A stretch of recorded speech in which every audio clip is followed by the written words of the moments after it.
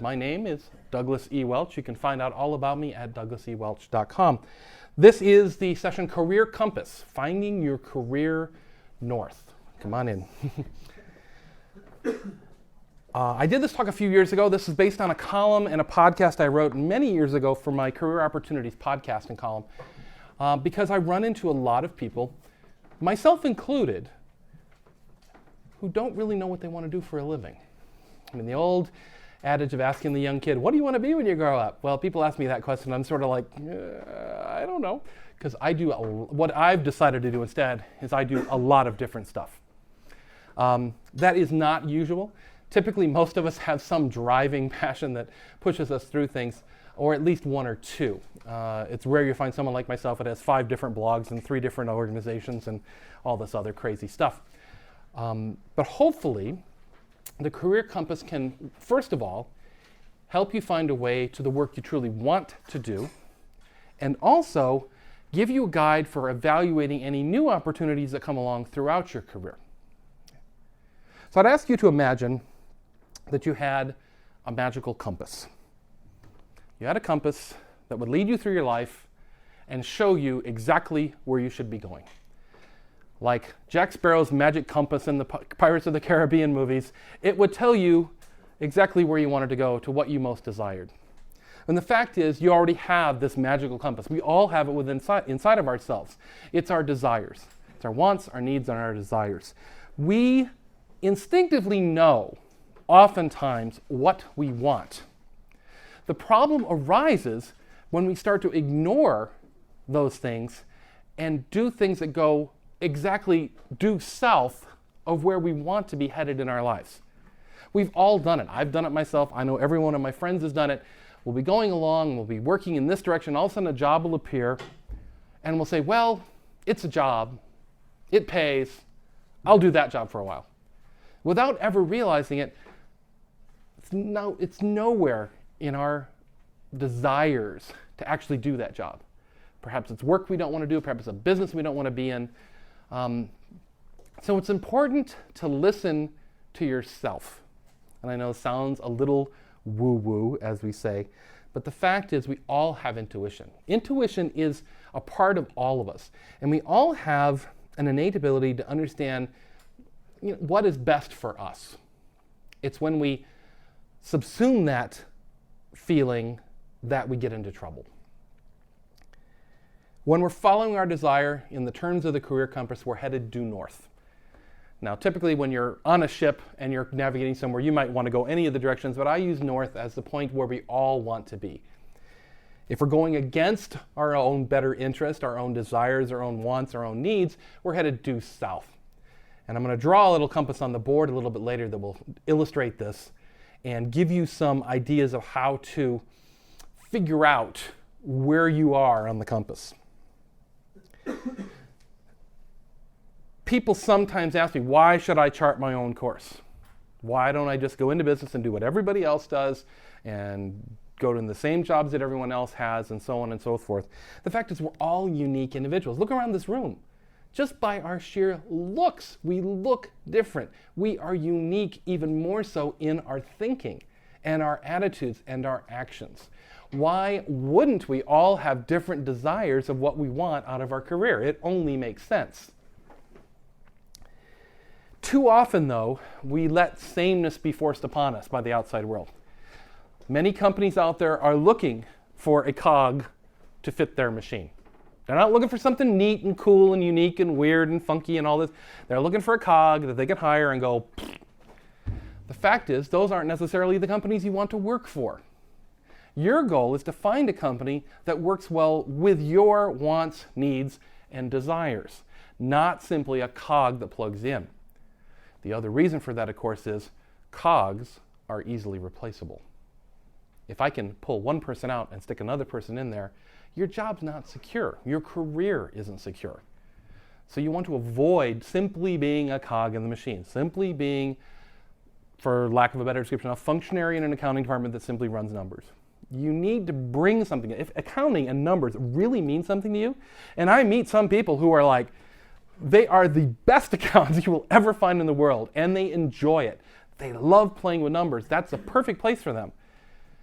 then you need to find a company that respects that and can grow with that and can help you challenge yourself while bringing benefit to them, making it a mutual win-win. In talking about the career compass, there are two types of people. There's a joke about, there are two ways of describing people. There are two types of people in the world. There are those that manage their career at every step. Every time they evaluate a job or an opportunity or an interview, they look at that and say, how does that fit with what I want to achieve in my life? And there's the other side, which many of us I'm sure know, and in some cases I have been this person, who have simply let their career happen to them.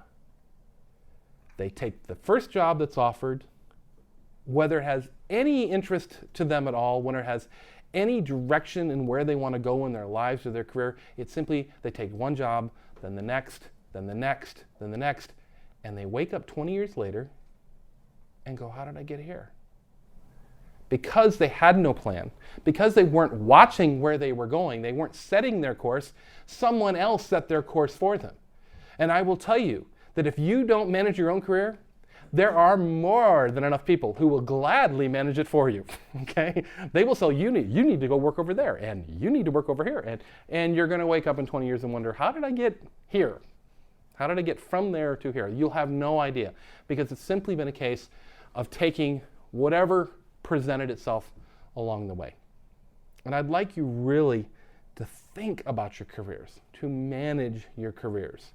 You deserve a great career. The tagline for Career Camp is helping to build the career you deserve. And this is actually the tagline from my Career Opportunities column and podcast. And I was sitting writing one night and that phrase came to me. And I truly believe it. You deserve not just a good career, you deserve a great career. And the way to get that, what you can do for your own best interest, is to manage your career yourself, to take interest, to be actively involved, and not just bouncing from one job to the next. Now, that's not to say that won't happen to you on occasion. It happens to all of us on occasion. But when you see it happen, you need to recognize it and go, okay, I see what happened here. Now I need to get back on course. That make sense to everybody? Cool. Now, after I've said that about being on course, I'm going to somewhat contradict that and say, in reality, you can't ever really be on course totally. If you think about a ship navigating the ocean or a plane navigating the airways, you're dealing with tides and currents, wind in the case of an old sailing vessel. Ships never go in a straight line. They're always being pushed one way or the other, and so they're constantly correcting their course. So they figure out I'm here and I want to go here. This is my main direction I want to go. So I realize, I'm a little too far to the east. I need to go back to the west. I'm a little too far to the west. I need to go back to the... And you have to constantly manage that course. You have to correct that course. Imagine a poor airplane that also has to deal with the third dimension of up and down. And you realize that they draw these perfectly straight lines on those maps on the airplane. No, that's not the way the plane is flying. The plane is constantly going back and forth. And sometimes it's the autopilot correcting it, and sometimes it's the pilot correcting it. That's the truth when you're navigating through your career too.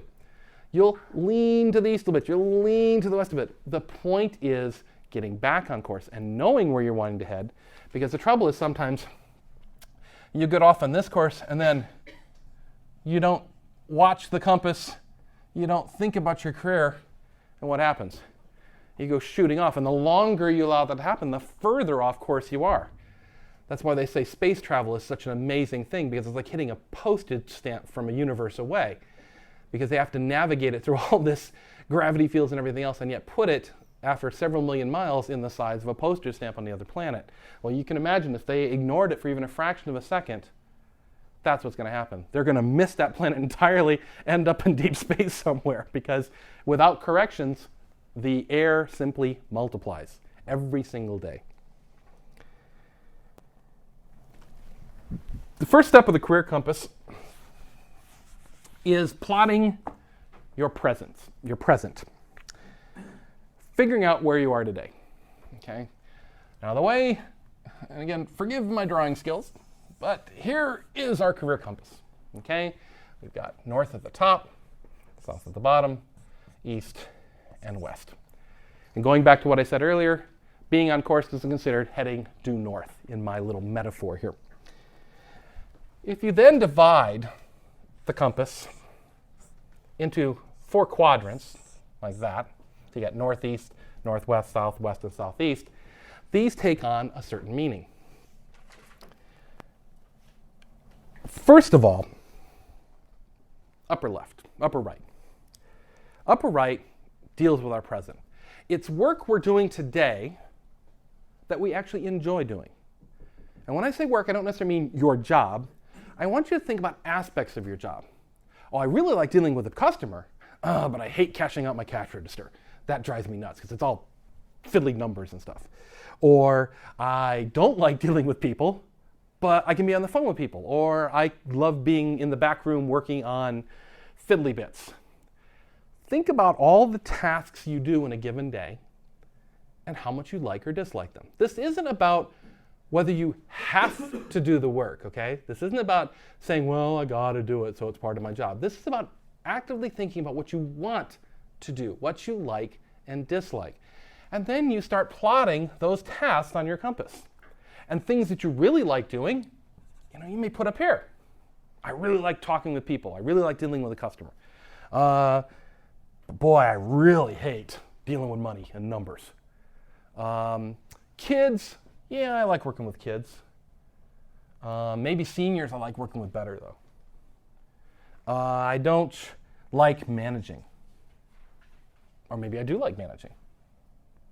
And I want you to step through all the tasks you do in a given day and think of it as a way of things I'm doing today that I like, things that I'm doing today that I dislike.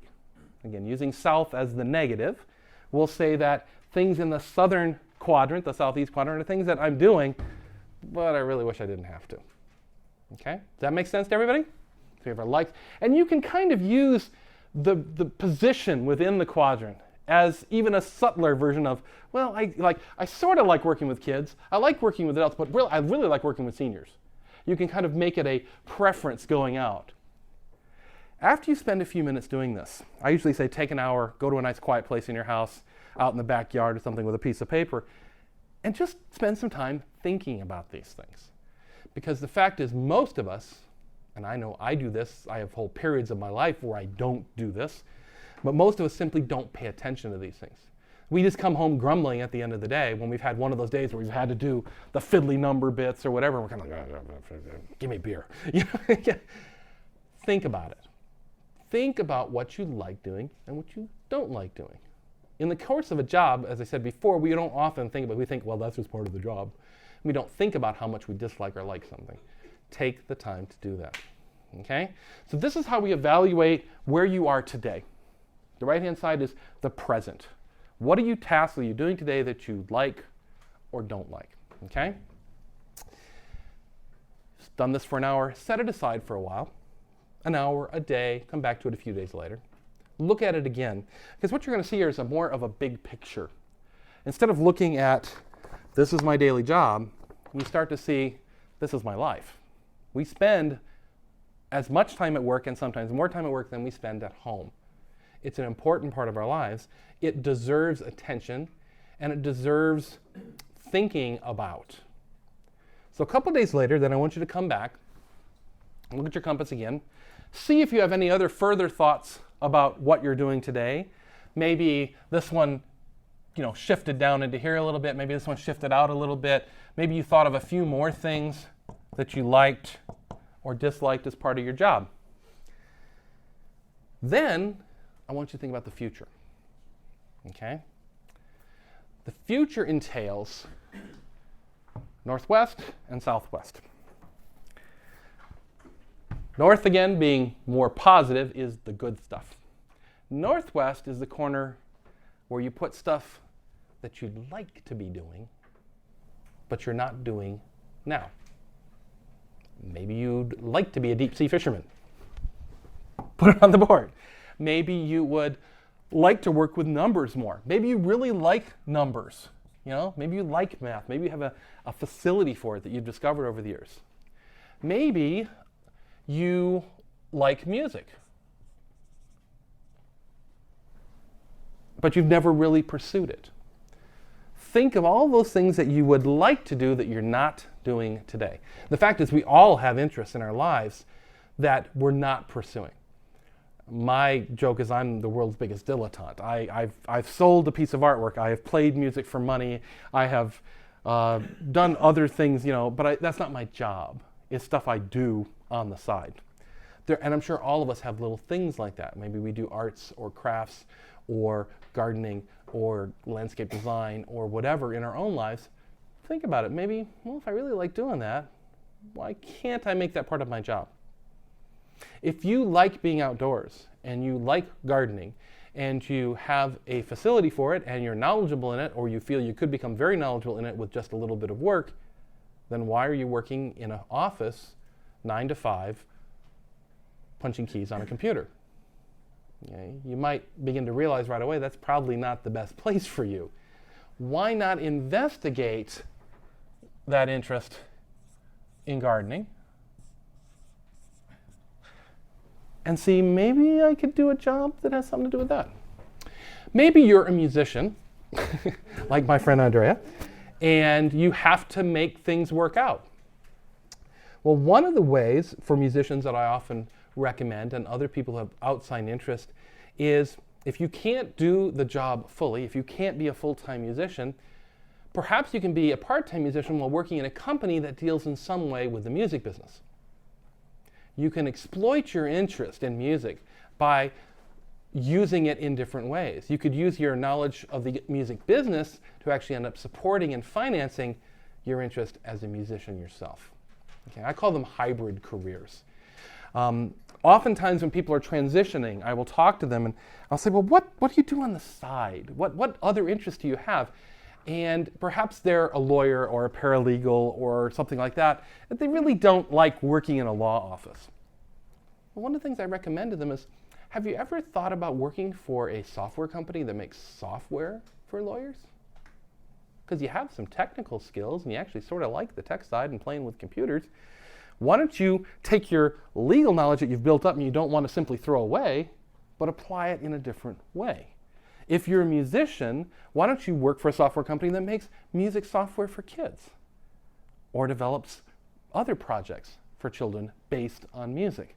There's ways of taking your interests, the things you're not doing today but would like to do, and actually build them either into your current career or build an entirely new career. Friend of mine, fellow podcaster, how many people are familiar with podcasts? They're radio or television shows that are delivered over the computer instead of over the internet, over the airwaves. He had been a podcaster for a long time, on his own, as a hobby, doing it. He was an IT guy. And all of a sudden, his company merged with another big company. Well, as anyone knows, when two companies merge, lots of people are made redundant, is the phrase. Hateful phrase, redundant. He was made redundant. His job was going to disappear in about 9 months. So, of course, he kind of do as we all do, went into a bit of the panic mode. Oh my God, what am I going to do? Blah, blah, blah. In looking through the job listings for the newly combined company, he notices they're looking for someone with recording experience to record training audio and videos and CBTs and other stuff. And he realized quickly that I've been recording my own show for the last 4 years. I know how to do this. It's not on my resume. It's not my main job. It's not what I'm an expert in on my piece of paper, but I have all the skills they need to move into this new position. So there's a case where someone who probably would have been put out of a job looked to this quadrant and said, hey, I can laterally transition. I can, step over here and I'll still have a job. The funny fact is, he enjoys that job much more than he ever enjoyed his IT job. It's much more creative. It's much more fun. He's working with people more rather than computers. Just ended up being a really good change for him. The same thing can happen for you. But, as I said in the beginning, you've got to be looking for those opportunities. Okay? You've got to manage your career. You have to understand what you want, and then you have to understand what opportunities are being presented to you. Okay. The final quadrant, the nasty old Southwest. We don't want to spend a lot of time down here. This is where I'm sure some of you have spent some time. These are the quadrants, which is things you don't like to do and things you never want to do. Okay? Say you were thinking of being a teacher, but you suddenly realized that, man, you really hate little snot-nosed kids. Okay? You just can't stand them, they just aggravate you so much. That's telling you something, right? You don't want to be a teacher, okay? Or you don't want to be a teacher at the elementary level.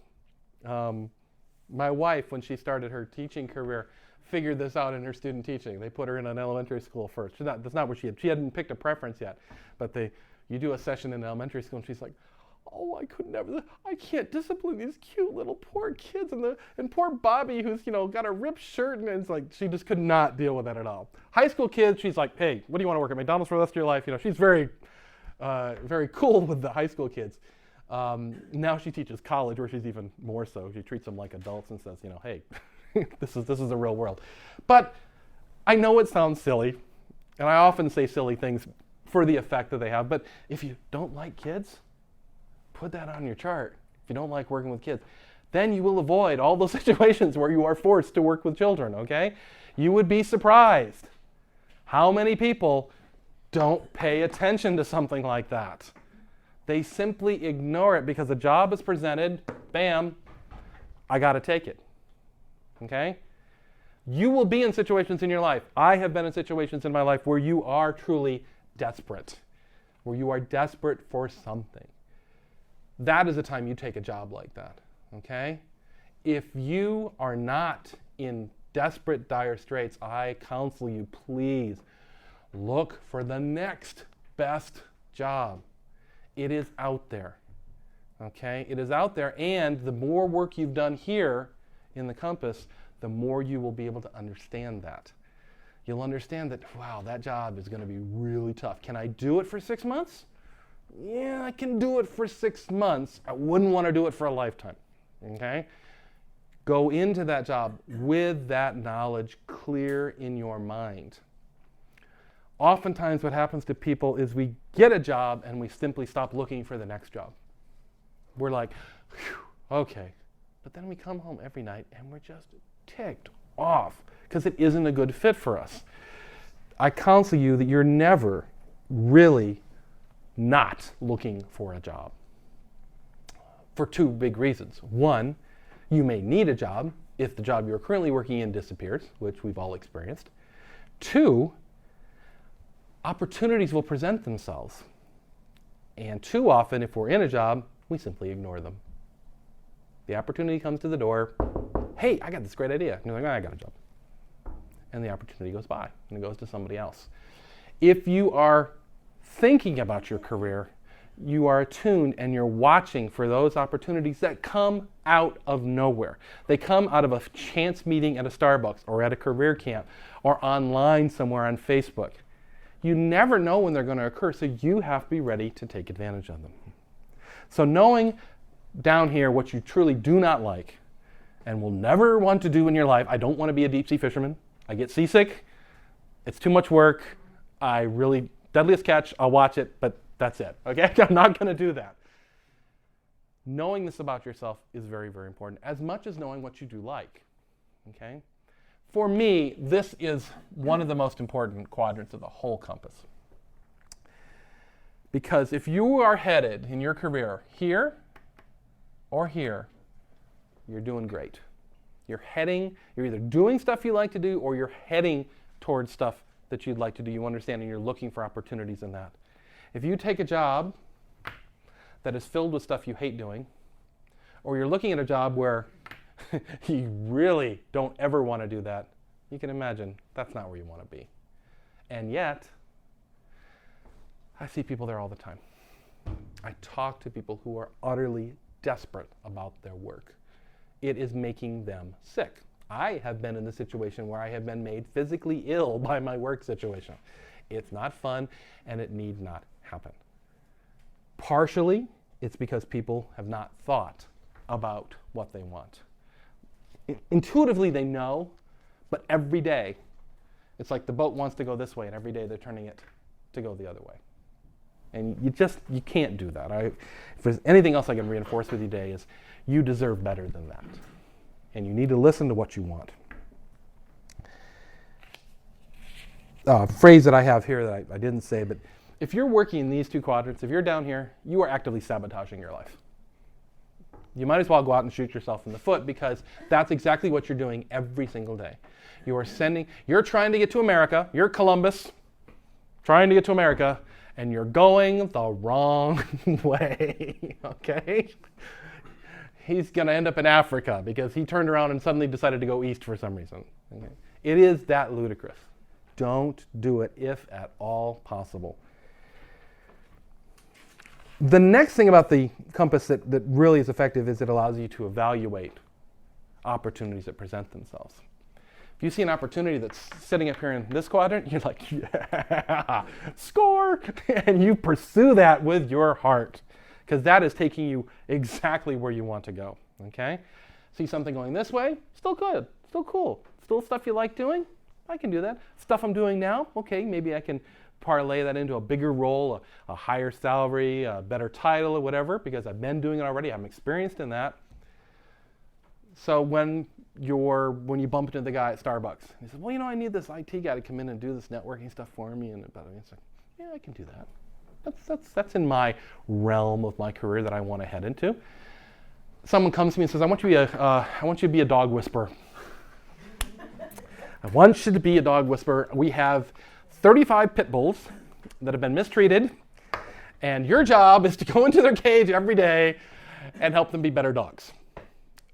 Admirable goal. I would bow down to anyone who could do that job, but is that the job for me? No. Okay? You need to think about that too. A lot of the jobs that get done need to get done. I pick on accountants because I actually know a lot of great accountants. I have a great accountant.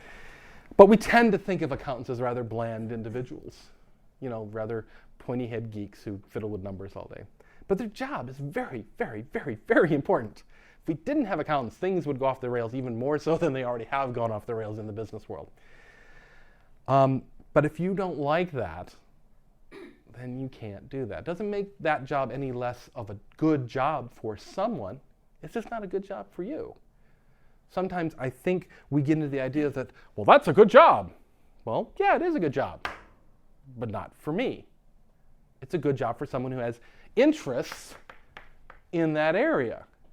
But we allow ourselves sometimes to be, whether it's familial obligations or the parents pushing on us, or whether it's our peers pushing us, or society as a whole pushing us, like, no, you have to fit into that hole right there. That's your hole. And I said that's your hole and that's where you're going to fit.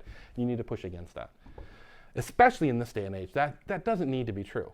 Let's go back to the 50s and the 60s. Yes, okay, where we had the company man. Everyone wore the same suit, the same tie, showed up at the same office, at the same desk, at the same time, had the same 3 martinis for lunch, and went home at 5 o'clock, okay? We don't live there anymore. I'm old enough to remember the end of the 60s, okay? Yes, I was a child, but I'm old enough to remember the end of the 60s and the differences between it and the 70s. We've come a long way, but we are still carrying with us a lot of baggage from the 1950s and the 1960s. And I would caution you to investigate those ideas that you have in your mind that we perhaps inherited from our grandparents or our parents and reevaluate them in the light of the 2000s, because it has changed so much. The invention of the internet alone has dramatically changed all of our lives. If nothing else had changed, that one thing would still have just been a traumatic change in our lives. So I want you to think in the same way. Finally, with the compass, one of the things you need to do, revisit it regularly. Once a quarter, once a month, at least every 6 months. Sit down. This is work for you. See, working the career compass is work for you. This is something you're doing for yourself, not for anybody else. And it's deserved work. It's important work that you need to do for yourself. Sit down and rethink the compass. How have things changed? Maybe you're in a better job now and you're working more in these quadrants and you're like, okay, now where can I go from here? Now that I've got those desires, I forget the name of the guy, the scale of need. Once your need at one level gets thank you. I knew it was an M, but I couldn't think of the name. Once you get your needs established at one level, you start reaching for the next level. Well, that's what you're doing with your career. Once you get a little stability in a career you like, then you can start to set those stretch goals. I'm just to use the buzzwords. Set those goals a little further out. Say, well, now I got this. Maybe I can fine tune this. And I say, okay, I want to work over here and do more of this particular, even more defined piece of work. You can do that. But again, you've got to correct your course as you go on. So think, every 6 months you're there and you're correcting your course. You're making sure you're still headed where you want to go. You're still headed towards America, right? Actually, Columbus study is headed to India, but we'll let that go. That's pretty much it about the compass itself. Are there any questions on kind of this metaphor that I used for this? Any idea? Yes, sir. The challenge about having to do some sort of correction is in an environment where you turn this way and you're told no, there are no opportunities here for you at this time. Turn this way and you don't necessarily like stuff, but there are opportunities.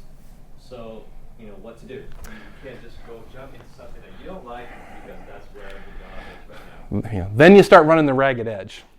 Is if you're stuck with that, there's no opportunities in what I like, but there's opportunities in what I sort of don't hate. You try to run this ragged edge here, okay? You try to get it as far north as you can, while at the time realizing this isn't a perfect fit. I need to keep looking for opportunities and stuff I want to do as I work through this job. Now the fact is, most of us can work in kind of this area. We can go in and be reasonably happy. We go in, we do our work, we leave work at work, we come home. If the deeper you are into this, the more unhappy you get. So you can do this for a while. I like to say that if you aren't happy with your work, you can do okay work. You might even do passable work, okay? If you don't really love, to use a cliche term, if you don't really love what you're doing, I think it's impossible to do great work. The people who do great work are people who are doing something they truly love doing.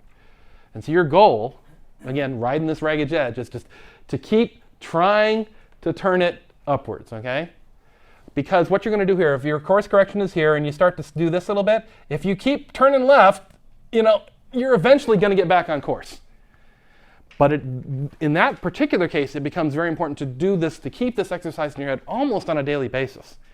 Of like, what's my next step? Where's this? Now there is an opportunity there, or how can I make an opportunity there? That's another important thing you can do. Is if you really want to be somewhere up here, sometimes you're going to just have to make your own opportunity.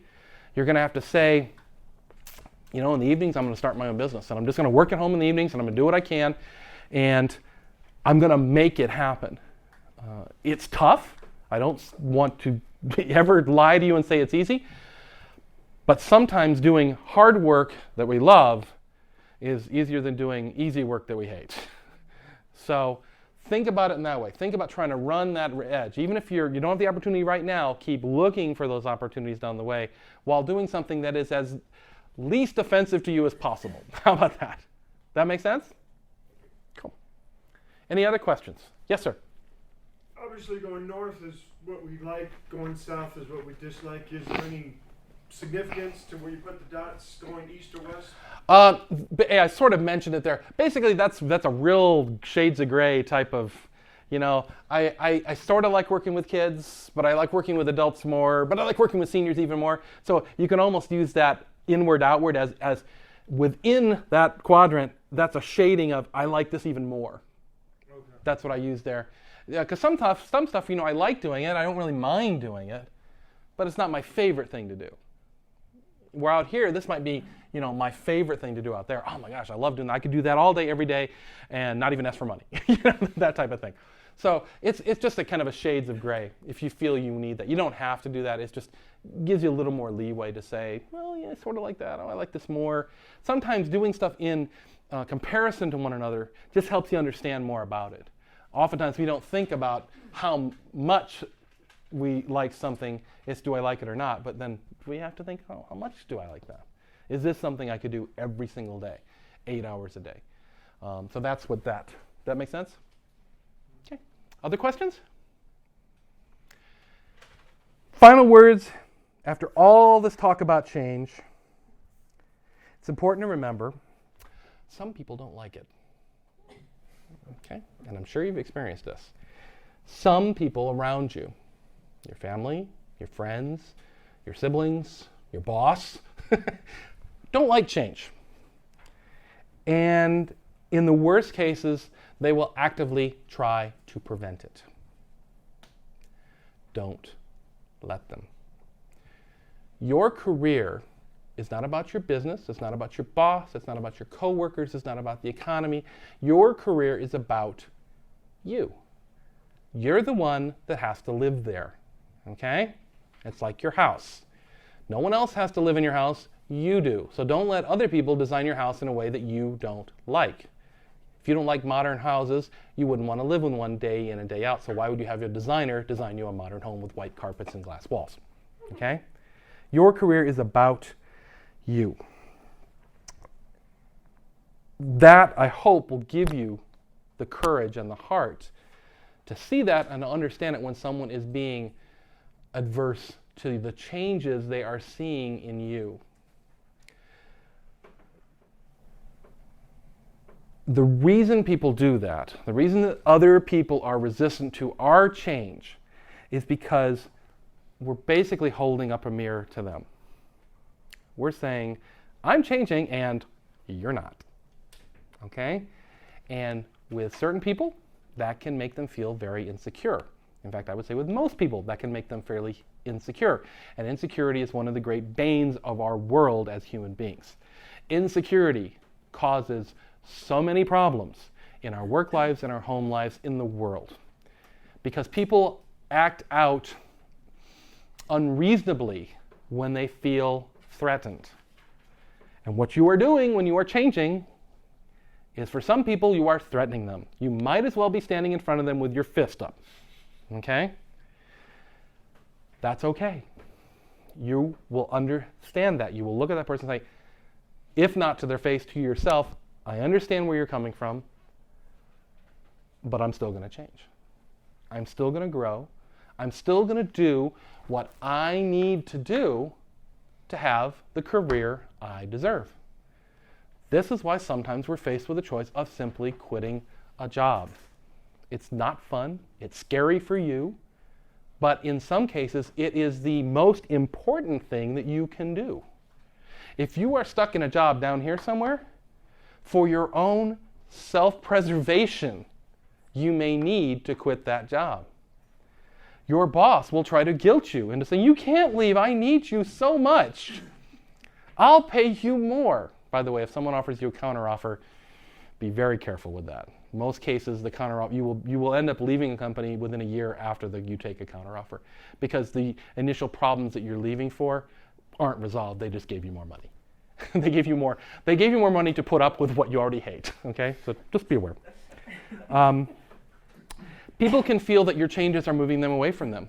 Your spouse can feel you're moving away from them. Your children can feel you're moving away from them. Your family can feel you're moving away from them. That's, again, their problem, not yours. You can help them with that, but never back down from the fact you're going to change. You can help them adjust to that change, but never feel that you're going to stop your change because of what they are feeling. Because again, it's about you. Out of sheer self-preservation, we need to do these things. And I really want you to understand that. You will run into people who simply can't accept it. And that's fine. It's hard, it's difficult, but there are some people that you will just leave behind because they simply cannot deal with the new you. They can't deal with the person you've become, the changes you've gone through, just the simple knowledge of yourself that you now have. They can't deal with that. And that's very, very tough, and I want you to be prepared for that. But again, I want you to remember, it's not about them, it's about you. There are a certain class of people that Julia Cameron, who writes the book The Artist's Way, has a great name for people like this. And I have adopted that name, and that is crazy makers. We all have crazy makers in our lives. We all have people who suddenly have a crisis right at an important juncture in our lives. They don't have enough money to pay their rent at the exact time that we need to put up money to start a new business. They have an accident or a sickness right at the time when we're trying to make a dramatic change in our lives. Some of them are real, some of them are made up, but the fact is some people are just more prone to drawing the attention back to them at a point when you need to be focused on yourself. I'm sure probably every family of any number of siblings, probably over 2, has at least one of these people in the family. And everybody knows they're that way. And everyone looks at each other when something happens and goes, oh, see, there's Doug again, you know. Be aware of them. Feel compassion towards them. They may be feeling simple insecurity. They may have never felt that they were ever secure in their position in the family, their position in the company. If you have an insecure manager, it can be a nightmare because nothing you do is right. If you do too good, you're trying to show them up. If you don't do well enough, you're not working hard enough for them. It's a no-win situation. Recognize it and move on. In those cases, you're not going to be able to change that person. It's just the way they are. And that's fine. But you don't have to put up with that. Okay?